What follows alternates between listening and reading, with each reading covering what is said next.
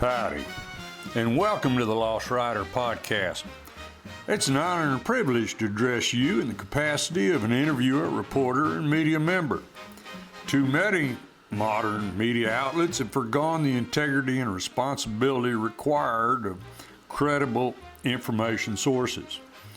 What you will receive here are straightforward discussions with legislators, agency leaders, biologists, engineers, doctors, and countless other experts that have the answers to questions often circulated as kitchen table issues. The title Lost Rider may be thought of literally as well as in the metaphorical sense. While there has been the instance that I was momentarily a little turned around at night in a wilderness area, the idea of being a lost rider in life, well, that fits most folks at some time. These renderings are coming to you in the form of the 25-year-old radio program, The News from the Camp House. It still airs every Saturday morning at 6:30 a.m. Central Time on KULM 98.3 FM out of Columbus, Texas. The original intent was to relate outdoor topics to the general public. Immediately, it was found that all issues are relatable to the outdoors and that people are people. They all play a role and they all have a vested interest. It's this program's desire to answer common questions about how the world works, how it will operate in the future, and what's the holdup? So please listen, enjoy, and never hesitate to contact us with more questions and feedback. Good morning and welcome to this weekend's edition of News from the Camp House, listening post to the Texas Sportsmen Association. This is Herman Brune.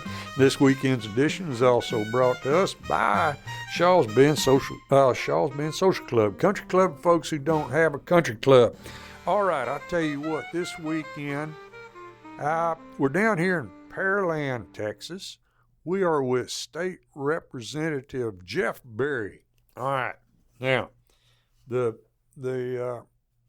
context for this morning's interview is we're going to visit with Representative Berry about the Sportsmen's Caucus. He is interested in rejuvenating the Sportsmen's Caucus in the Texas Legislature. It's been sort of dormant, and Representative Berry wants to fix that. So, how you doing this morning? I'm doing great, Herman. Thanks for coming out today. So the Sportsmen's Caucus was something that was introduced to me, actually, by a group of individuals around the Capitol, and they thought that I might be a good person to kind of take that on, given the fact that I'm just an outdoorsman, and I love to hunt and fish and enjoy all the resources Texas has to offer on a regular basis, and they could tell that. And they thought that I'd be the right candidate, I guess, to take that on. And I did. And I look forward to continuing the work there. We did a lot of work this past session, the interim, really, rewriting bylaws and creating a group or a team of individuals to do fundraising and stuff like that. So it's been a great opportunity for me, anyway, to get to know people around the Capitol, but more importantly, do something I love doing is getting outdoors in Texas. Okay. How long have you been a state rep? 2 years, first session. Okay, so you've been there for one session. All right, so now you're meeting people, you're finding out. Okay, when you were presented with this idea, can you define it a little bit better? What are we going to do? What's going to be the purpose? What kind of bills are we going to be looking at? Well, not really sure about bills right now, but one idea that I've been presented with was allowing students that are actually in a university setting in Texas to pay in-state licensing fees versus out-of-state licensing fees. If they live in Louisiana, say, or Oklahoma, and they're going to school in Texas, they should be able to pay in-state licensing fees so that they can enjoy the outdoors too. When you're younger, it's cost prohibitive for individuals to pay $300 because that's what That's what a license costs in Texas, an out-of-state license anyway. It's about $300 to come and hunt in Texas. So we want to make it a little bit more accessible for those individuals and to be able to get outdoors and do the things that we all enjoy. All right. Well, yeah, no, that's all good. It's get young, be able to take your buddy. If you got a buddy from Louisiana and you're going to A&M and y'all want to go down fishing at the coast, yeah, make it a little easier for him. Yeah, no, that all makes sense. Okay, one of the points of the things that we do here, this has always been advertised, or this has always been presented as an outdoor program, but we talk about anything and everything, and you give me 2 minutes and I can relate any topic you want to the outdoors. Yeah. So from that perspective, when you're talking about a sportsman's caucus, again, you can, any of the bills that are going to come up, you give me a minute, I'm going to relate them to the outdoors. You could very well do that. Anything from environmental issues. I mean, we talked earlier about orphan wells and things of that sort. It directly affects our outdoor activities, things of that sort. So if we're going to go down to the coast fishing, we have industry along the Gulf Coast in the state of Texas. Those industries are going to affect estuaries associated with fishing and hunting, whether it's waterfowl, goose, whatever it might be. And, fishing for trout, flounder, redfish, whatever those things are. So yeah, we can certainly address, there's a lot of overlap there, I would say, between, the outdoors and a lot of the business and industry things that we have going on in Texas and a lot of the bills that we do ultimately work on. Yeah. All right. So, okay, when we do that, now let's get into the bigger scale of things. And everybody sets their hair on fire for, one reason or another.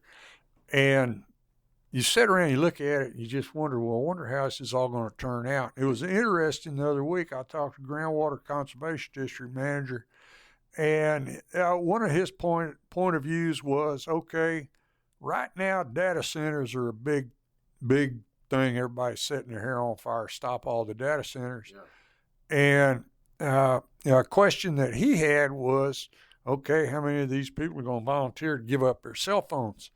And I'm probably the only one that raised his hand. But I mean, there's a balance there that we have to look for. No, you're absolutely right, and it goes further than cell phones, right? If you have a Gmail account, if you have a Yahoo account, an AT&T account, if you use Outlook or Office 365.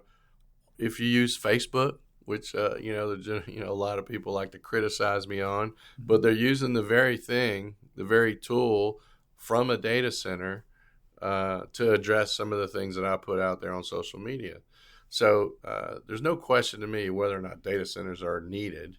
It's a matter of, can we work with the data centers from a county perspective, because they're not coming to your cities near you. They're not coming to the Pearland, Texases, or the Alvins, or Manvilles, or Iowa Colonies, or Liverpool, or Richwood. They're not coming into those areas. They don't want to be there. They want to be discreet. They want to be out in the county. In fact, there was an organization, I believe, that just bought some property in Brazoria County, over 400 acres. And so they've bought 400 acres to build a facility on, potentially. They want to be out in the county doing their thing. But when we have such a need, we've addressed the need, right? So we understand whether it's a cell phone or a computer or emails or whatever, we all use them in some way, shape, or form. In your day-to-day life, you touch a data center in some way, shape, or form. But more importantly, though, it's a national security issue. This is critical infrastructure that drives national security, because if not for Texas driving this issue or being able to say, hey, look, let Texas deal with this. We can actually house these data centers, and we have a lot of rural landscape out in Texas that doesn't necessarily affect, individuals or families or communities. And we can utilize that land to our advantage. And in fact, some of these smaller counties or less populated counties, these data centers have spark new life into those communities because of the property taxes that they pay. Mm-hmm. So I'm not saying that data centers are good, for everyone, because they're not from a location standpoint. But day to day, you and I touch them every single day. When your podcast goes on live, it's going to be housed in a data center, I'm sure, somewhere, in some way, some shape, somehow. Mm-hmm. And we just need to make sure that we work with the coalition to see, or to make sure that they want to be good neighbors, right? So if you have an issue with light emitting from the data center, work with them. Work with them before they're coming to start construction. Say, listen, we understand that we're out in the country. We don't like to see a large amount of light in the evening sky. We want to see the stars at night. Work with them to put in low dimming lights or turn their lights off at a certain time so you can still enjoy the stars in Texas. So we can work with them, and there's a lot of other issues, right? We have water issues, or people perceive to have water issues, but data centers are just like anything else. Their technology evolves. Back in the day, they were using a large amount of water, but today, water's expensive, even to data center operators. So they have new closed loop systems. Closed loop systems circulate water, and it doesn't have to be necessarily treated water.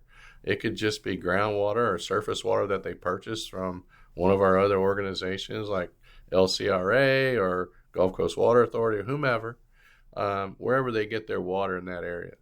But we have the water issue in updating their technology and using closed loop systems so they don't use near the water that they used to use. Mm-hmm. We have electrical grid power.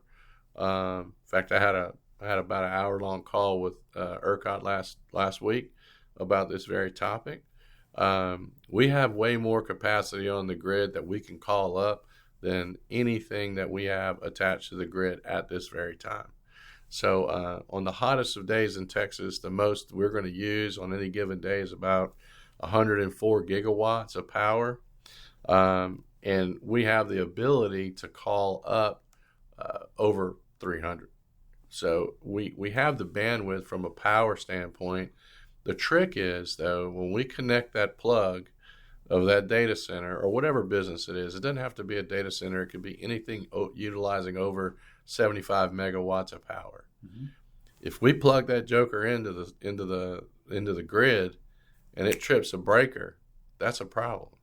So back to the drawing board you go. Not going to be acceptable on the grid because you're going to affect too many people, whether it be residents or businesses. So those things are just not going to be acceptable to ERCOT. They're not going to gain the approval if they can't attach to the grid through the proper transmission properties and the way they do it today. They're just not going to be allowed onto the grid. So it's not a power resource issue.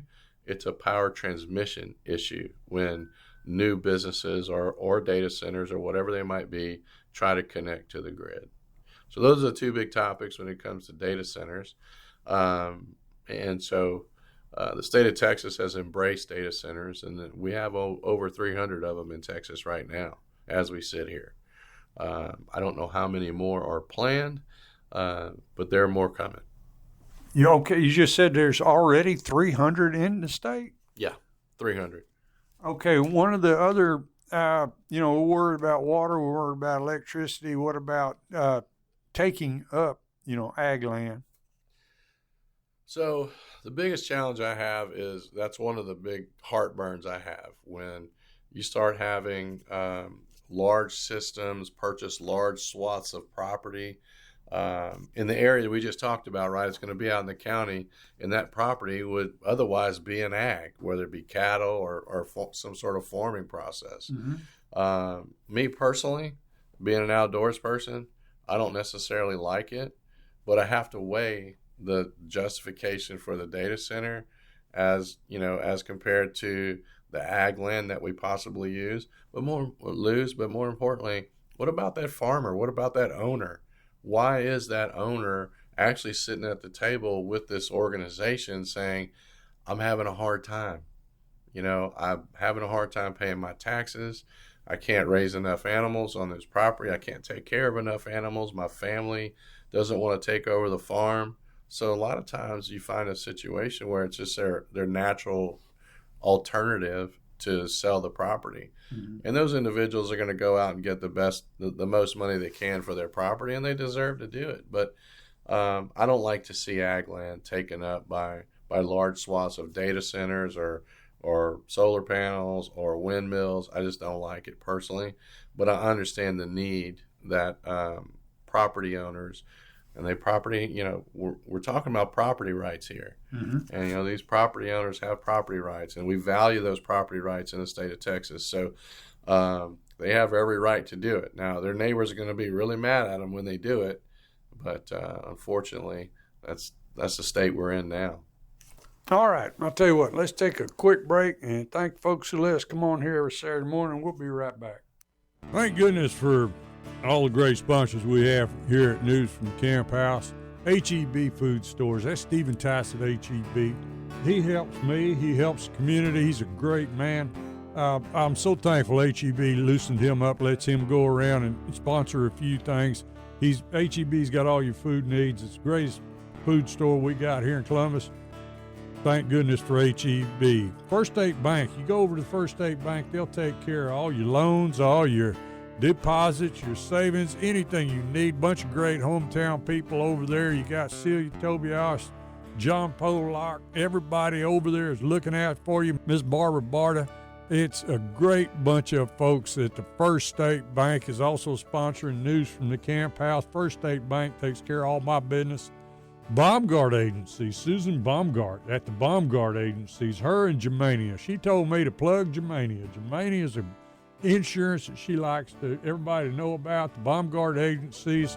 Miss Susan and I are classmates, being classmates. She got me out of high school, sat right beside her, put us in alphabetical order where I could copy. And Susan Baumgart over at the Baumgart Agency taking care of all your insurance needs. Lyco Realty, one of the original sponsors of News from the Camp House. Lyco Realty, the oldest real estate company in the county, and for the last 3 years voted the favorite realtor in the county. Lyco Realty, that's Miss Kimberly Johnson. That's Crockett's granddaughter. More kinfolks and classmates and great people from Colorado County. People from Colorado County helping people from Colorado County. That's great. Oh, thank goodness for all these wonderful people come to me want to be sponsors for News from the Camp House. Good morning and welcome to the second half of this week's News from the Camp House. All right, we're down here in Pearland this morning. We are with State Representative Jeff Berry. He is rejuvenating the Sportsmen's Caucus in the Texas Legislature. So, all right, Representative Berry. In the past, this Sportsman's Caucus, we say you're rejuvenating it because it's been dormant. And in the past, it flipped. Every other session, it was either a representative or it was a senator. Mm-hmm. Now, do you need to hang on to this for a while until it gets established again? Maybe do it for a couple of sessions until we can start a rotation again? Or what do we need to do? Yeah, so I kind of worked on that in the interim. What I did was, historically what's happened is it's a bipartisan organization. Mm-hmm. So Oscar Longoria and myself are co-chairs on the House side, and we need a sponsor on the Senate side. Hoping that new Senator Ashby is going to take the reins and help us out on the Senate side for a Republican, and hopefully he can find a good Democrat to help out with it on the Senate side. Okay. In the future, we'll probably get back to the rotation, but as it sits now, we don't have a Senate chair. Okay. So today, what I've done is I've rewritten the bylaws. I rewrote the bylaws to include on the executive committee the chairman of CRT, Culture, Recreation, and Tourism, and the chair of Ag. So the chairman of CRT in the House is Will Metcalf, and the chairman of Ag is Ryan Guillen. And they've both agreed that if something were to happen to me and I couldn't, be chairman in the future, then they would step up and take over the reins so that we would continue to have a perpetuation of the organization. It's important to remember, though, it's a caucus, right? We don't necessarily generate money as a caucus. We talk about different things, and the caucus doesn't really take a position on policy because we're a nonpartisan organization. Although individuals like myself could very well take up issues on behalf of the caucus that we feel might be beneficial, but not in the name of the caucus, but issues that come up through the caucus. Secondly, we have the Texas Sportsmen's Foundation. We have a nonprofit that was created years and years ago, well before I was even involved in this, that corporations can donate to in order to help us in fulfilling our goal of being able to provide grants to whether it be kids with disabilities or disabled veterans to have hunts of a lifetime or do and enjoy various things. Maybe you want to go and do a tour of the King Ranch and you want to take your family to go do those kinds of things, and that's all fine. We want you to be able to enjoy the resources in the state of Texas. This year, I've challenged my group of individuals to go out and raise enough money to be able to give our very first grants this year. So I'm in the middle right now of creating a committee that will actually review the grants, create the grant application, and review the grant requests. And then we would have a committee that would vote on it and present it to the actual caucus, and we'll either agree to it or not. But whatever it is, we want to make sure that those are groups that aren't necessarily no one individual within the organization is biased towards any one group. So we have a separate committee that we've created to help do that. And actually, Texas Parks and Wildlife is helping us do that. Right. Through their PAC.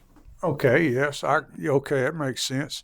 All right, yes, because it's, okay, when you're talking about Sportsman's Caucus, and it's bipartisan, and it goes back to the old thinking that everybody wants clean air, clean water, and wildlife conservation. That's right. All right, now, okay, yeah, but not promoting one particular policy. That, yeah, it starts getting off in the weeds just a little bit there. But yes, everybody wants clean air and clean water. So the caucus, correct me, it's a network. It's a communications network to all the senators, all the members, all the legislators, the members of the caucus. It's a communications network promoting and or trying to kill bills. Well, I mean, whatever it might be, if we feel like it's not gonna necessarily benefit, the conservation efforts that we want to strive for. Mm-hmm. I mean, sometimes we either kill them or we work with them to get them, to where we need them to be. Okay. But we also are going to create bills, not in the name of the caucus, though. Right. But if I create a bill like this licensing bill, we're going to have a lot of members and lots of conversation through caucus meetings and emails and whatnot to discuss these issues. And as these issues come up, I would feel like we would have a pretty good number of people that would be in support. I don't know a lot of people in the legislature that are anti-hunting or anti-fishing or anti-conservation when it comes to wildlife in the legislature. I just haven't run across those individuals, although they know that I'm vested in this organization, invested in making sure that it can be the best organization that we can create it to be. So, what about things like there's the cut down at Port Mansfield. All right, see now, like there's a topic, Parks and Wildlife. I don't know, they got money in their coffers for that. That was an old Army Corps of Engineers project. So the cut sand shut ever so often. God, I forget how many $100 million it would take to make it to where it don't sand shuts fast. But just keeping that cut open, I don't know, does that fall within a Sportsman's Caucus or, some of the things y'all are interested in, trying to raise money, keeping that cut open? And of course, the purpose, I got to tell everybody right away, the purpose of that is to allow, flow. It allows little flow between the Laguna system and the Gulf. So, I mean, I think the thinking is the more of that type of interchange you have, flow, the better, the healthier it is. So I don't know, cut at Port Mansfield, topics like that could fit within this. Yeah, I mean, those are good topics. Those are things that we can certainly work with our appropriations team to help get the funding necessary to do that. I see a lot of those issues like what you're talking, silting and stuff like that. A lot of that has to do with TxDOT, right? That's a maritime waterway, and through Texas Parks and Wildlife to work with them.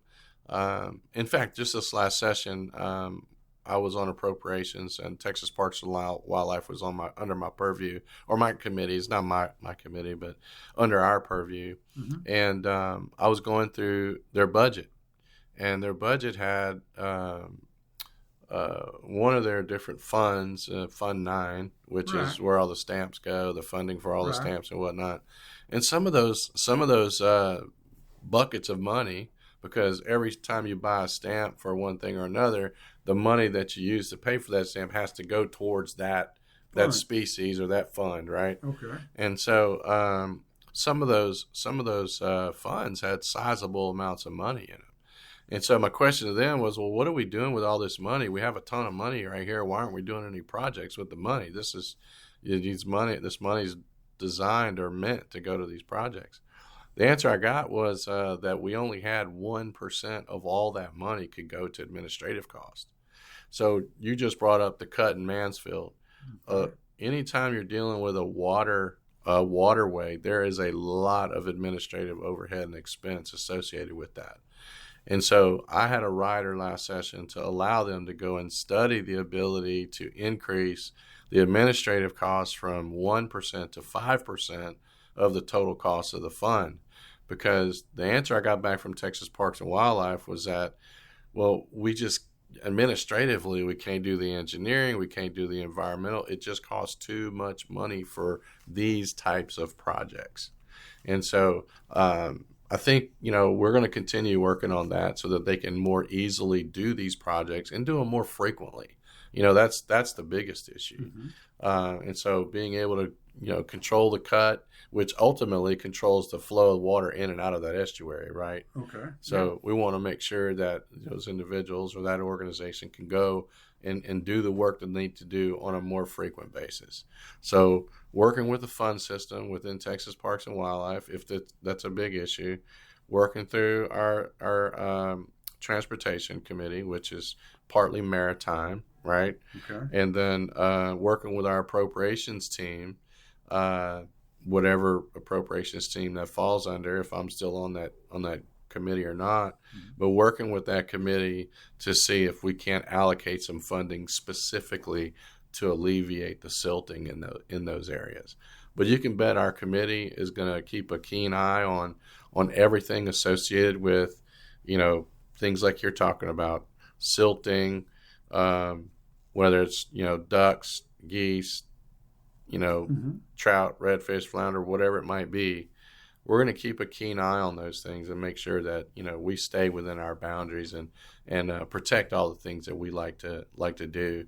And part of that is making sure that we have proper flow between our estuaries in South Texas. Okay. All right. We're out of time this morning, but thanks for being with us. Yes, sir. Thank you. Good to see you again. All right, folks, I hope you got some information out of this, got a little bit of insight. And we can visit about it some more later on. Tell you what, this weekend's edition was also brought to us by Shaw's Men's Social Club, country club folks who don't have a country club. Now, y'all go out, you have a big weekend, you have a lot of fun, be safe, and y'all just remember, pretty much any day is sure a good day to be out in the woods.